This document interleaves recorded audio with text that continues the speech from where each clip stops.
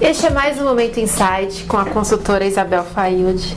E nós vamos falar agora sobre os desafios do analista de treinamento. Isabel, a área de treinamento e desenvolvimento mudou. E o que mudou? O conceito agora é educação, felizmente. Então saiu daquele ranço de treinar por treinar, as pessoas sem adquirir conhecimento, mas muito mais repetindo comportamentos e modelos. Hoje se parte para a educação. Então tem a educação corporativa em muitas empresas que estão desenvolvendo, mesmo que seja um embriãozinho, alguma coisa muito pequenina, mas já com um conceito diferenciado, algo de suporte ao profissional.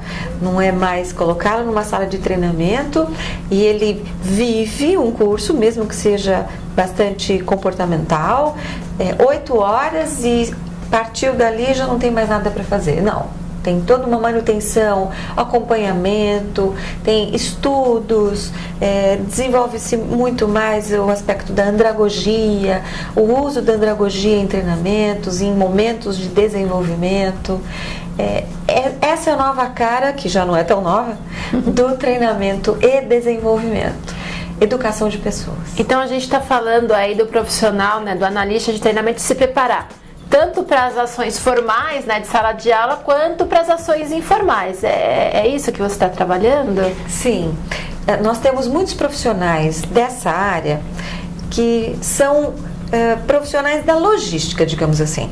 Ele faz todo um apoio, mas eu não acredito que isso seja suficiente. Eu acredito que ele tenha sim que saber, mesmo que contrate empresas como a Insight para ministrar um treinamento internamente, que seja feito de acordo com as necessidades da empresa, ele tem que saber tudo possível sobre aquele treinamento. Ele tem que acompanhar, mesmo que ele pague por um treinamento sob medida. Esse profissional dentro da empresa, ele tem que saber do que se trata, ele tem que conversar no mesmo nível que os consultores, que as empresas contratadas, que os parceiros. E também exigir essas ações que não estão ligadas só à sala de aula, né? Então, assim, realmente propor um acompanhamento, uma avaliação pós-treinamento, enfim, criar um processo de desenvolvimento, né? E isso foge também da consultoria, porque a consultoria, ela formata um plano, ela até implanta, mas a manutenção é interna.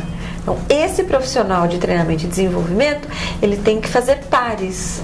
Ele faz parte de uma empresa, ele pode atuar como consultor interno ou não, e essa empresa, na figura dos seus gestores, na figura dos seus líderes, é que ajudam as equipes a se manter atualizadas, ao desenvolvimento delas, a fazer toda essa parte que você falou de avaliação pós-treinamento. Ou seja, o treinamento ele foi eficiente, ele foi eficaz, ou seja, ele teve um processo bom, interessante, adequado, e ele trouxe resultados e vem trazendo resultados importantes e esperados para a empresa. Esse profissional, esse analista, ele tem que acompanhar tudo isso. Ele deve ser a cabeça do processo.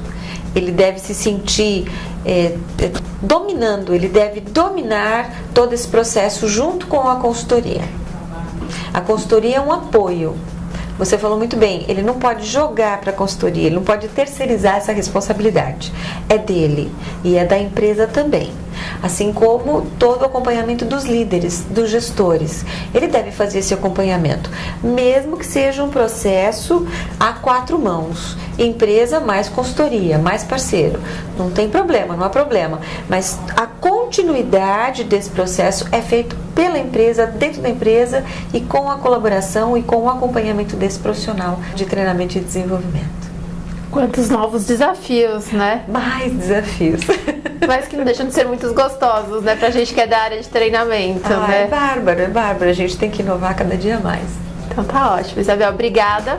E este foi mais um Momento Insight.